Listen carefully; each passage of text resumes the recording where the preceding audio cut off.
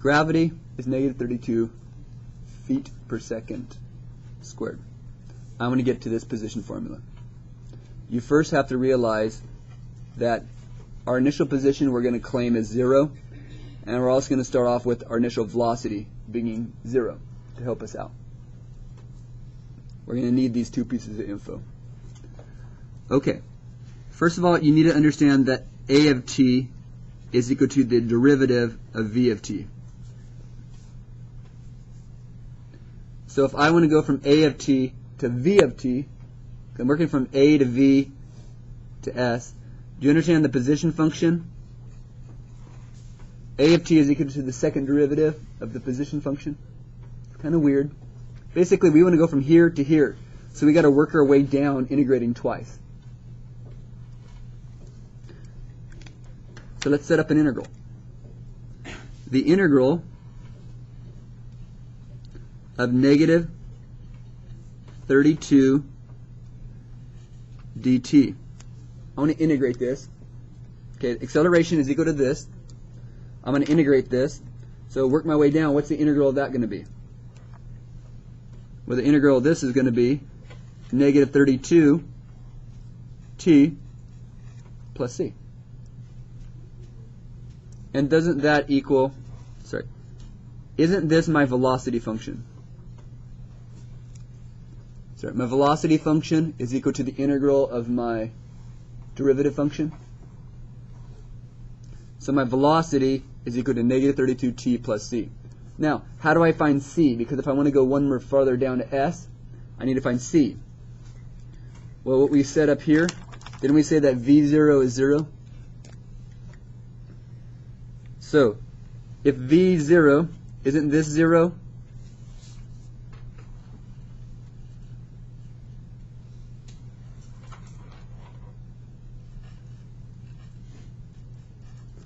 Can't I do that?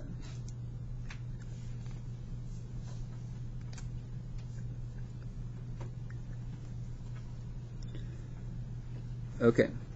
So the initial velocity, actually I can't do that. There's a reason. I need to explain this later. V of 0, the initial velocity is when when time is 0. I stated this kind of weird. The initial velocity is when time is 0.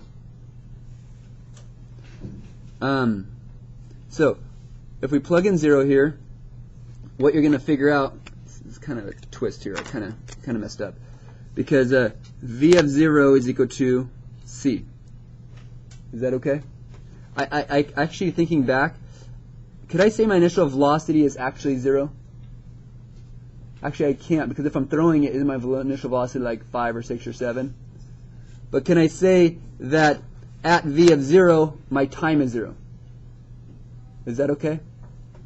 So this would actually be at v of 0, t equals 0. Is that okay? At v of 0, t is 0. Is that okay? At s of 0, do you understand that t is 0? So going back to this, at v of 0, my time is 0, so I got c equals v of 0. So anyways, what this is all saying is v of t is now equal to negative 32t plus v of 0. Velocity function is equal to negative 32t plus v0. Okay. If I want my position, if I want to find my position function, what you're going to do is you're going to integrate this.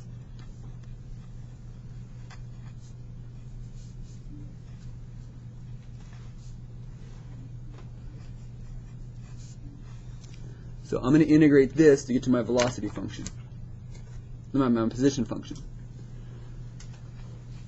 So s of t is going to be negative 32 t squared divided by 2 plus t v of 0,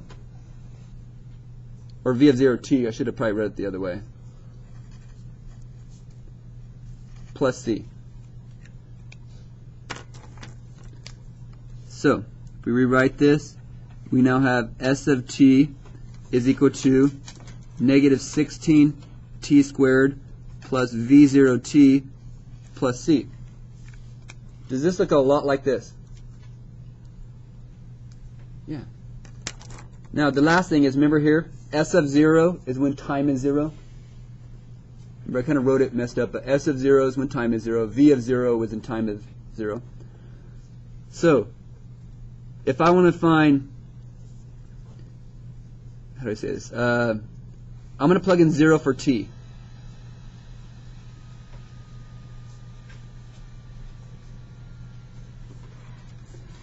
Okay, if I put 0 for t, what's my output called?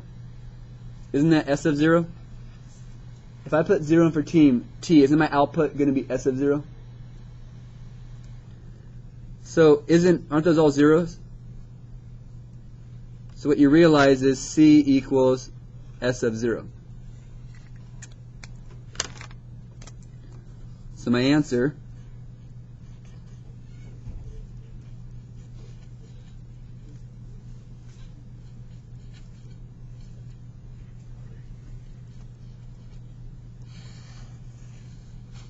we started with this, we now have that match because C is F of 0. When time is 0, C is the initial position.